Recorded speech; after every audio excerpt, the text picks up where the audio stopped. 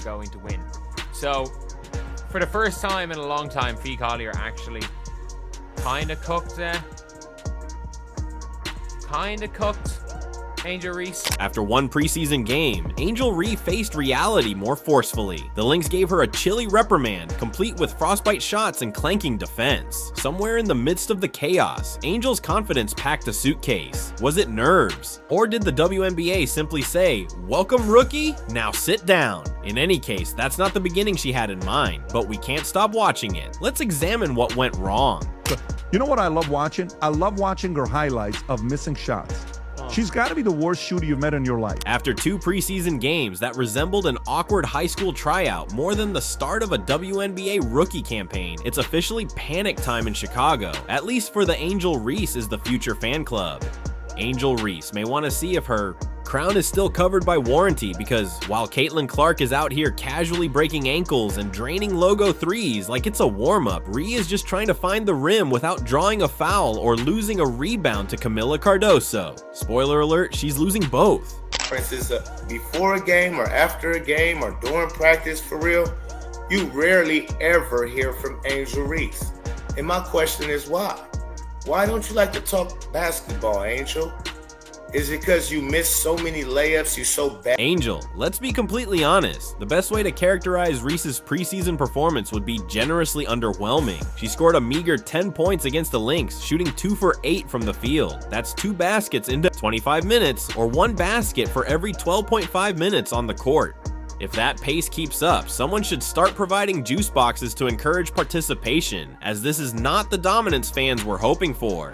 3 rebounds is cool if you're a shooting guard, but when you're the supposed paint bully and you get outboarded by your own teammate who just arrived, that's awkward. We got to talk about Angel Reese missing out on these press conferences all the time. What is this really about? Here's a girl, right, who loves to be in everybody's face, loves to be on front center, right? Always on TikTok, always on Instagram, always on YouTube with her podcast, but never during press conferences before a game or after a game or during practice for real. You rarely ever hear from Angel Reese. And my question is why? Why don't you like to talk basketball, Angel? Is it because you missed so many layups, you so bad at basketball for real?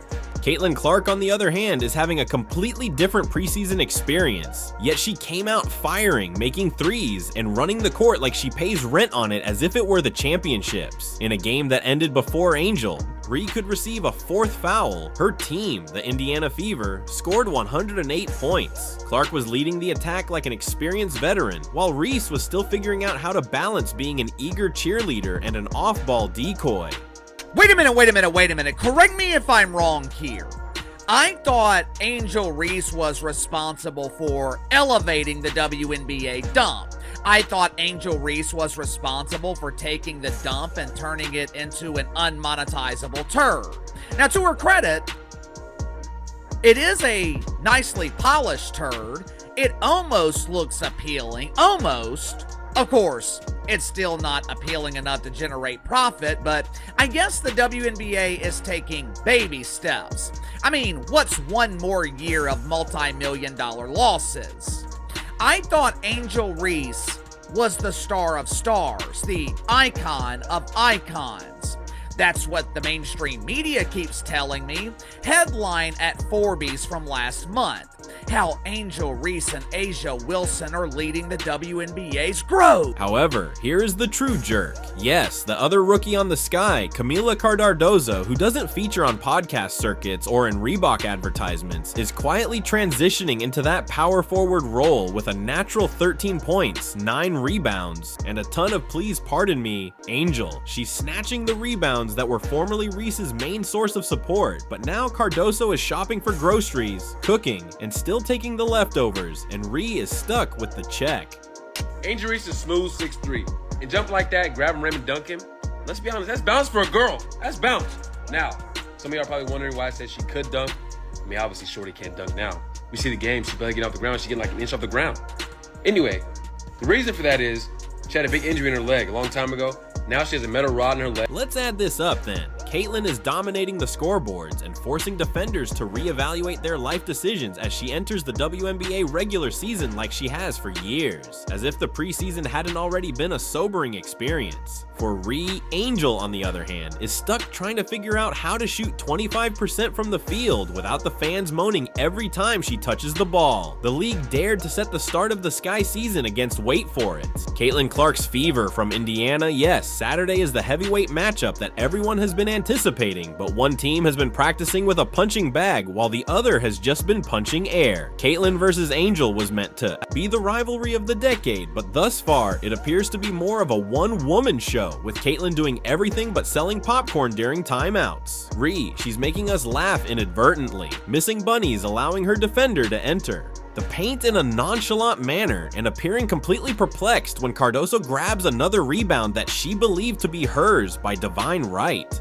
You wonder why you have the least amount of fans showing up in attendance at your games. That all has something to do with it.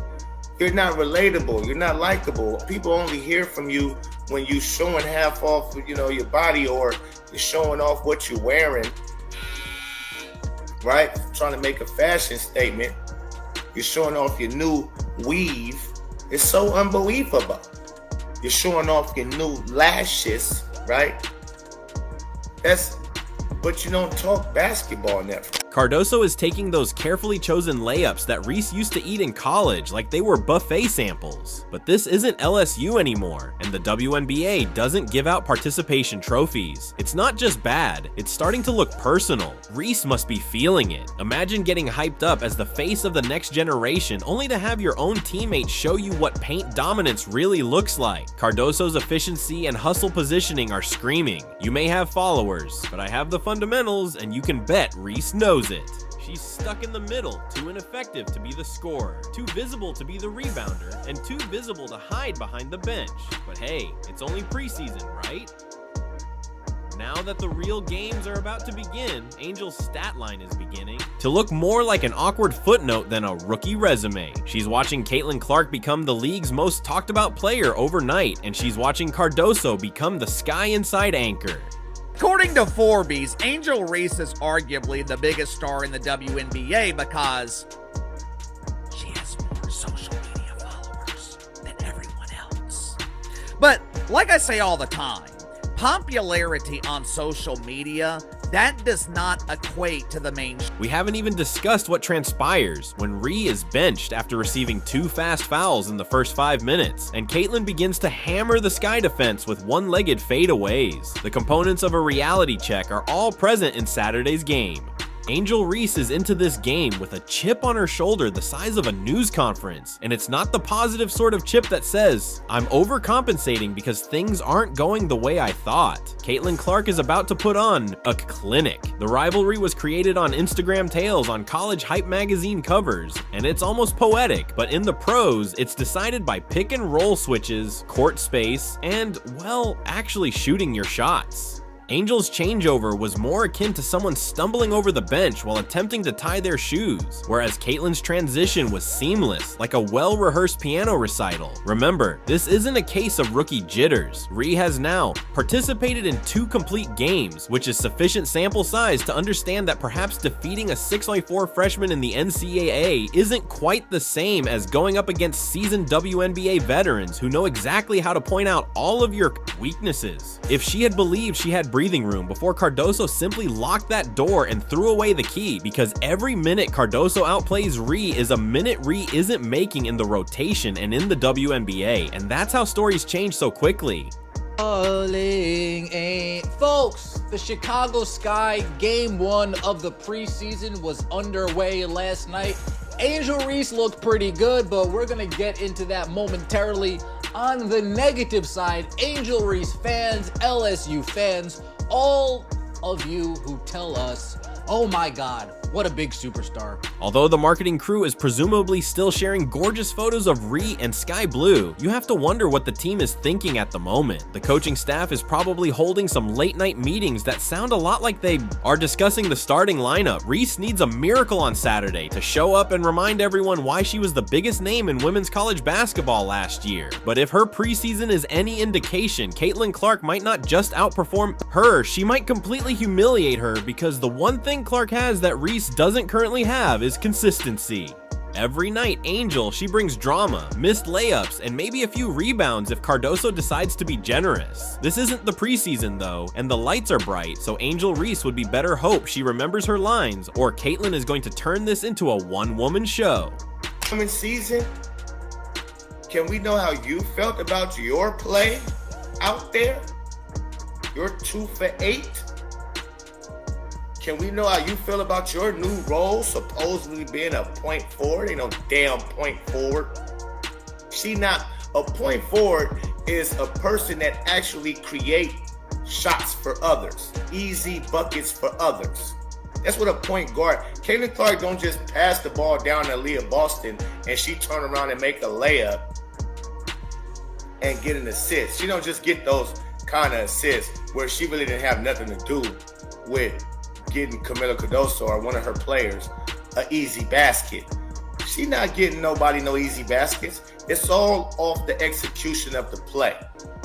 Whether somebody cut back door and she make a good pass. She can make good passes, but a point forward is somebody who actually orchestrates the offense. And if you thought Angel Reese's script couldn't get any messier, wait until Saturday's opening tip, because this isn't just a game. It's an audition for real on-court legitimacy, not for a shoe deal or Instagram clout. At the moment, Ree is entering that audition with 2 flat notes, a broken microphone, and the stage presence of someone who has just realized that the spotlight burns when you haven't practiced. Meanwhile, Caitlin Clark is essentially the WNBA's main event before she has even played a real game. She enters arenas like she owns the lease, and for good reason. Her basketball IQ is off the charts. With a mastery of applied humiliation, she was lighting up defenders during the preseason with her passes, precise guided missiles, shot selection, and calculated chaos that somehow always works. Best of all, she was grinning like someone who knew she had just made your favorite player look like a traffic cone. This brings us back to Ree, whose defensive stance thus far has been less locked in and more where am I supposed to be again. So I think it's time to finally, end the argument. End the argument that there is any sort of other needle mover that is even remotely close to Caitlin Clark in the WNBA.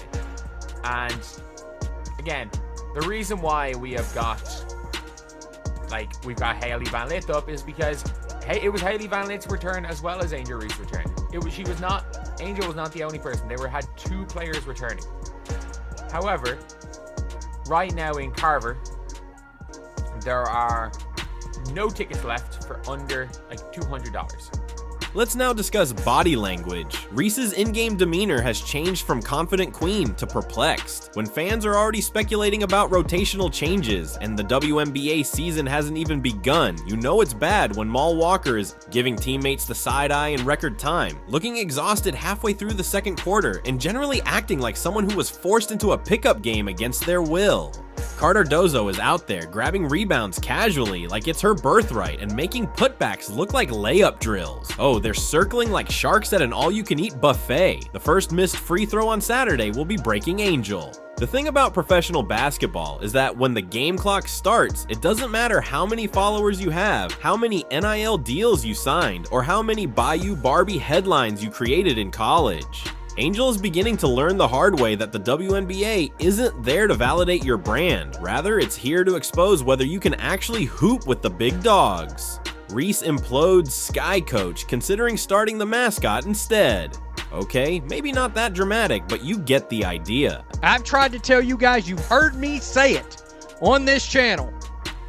A lot of Angel Reese fans are not basketball fans, and they are proving it. They proved it last night without a shadow of a doubt.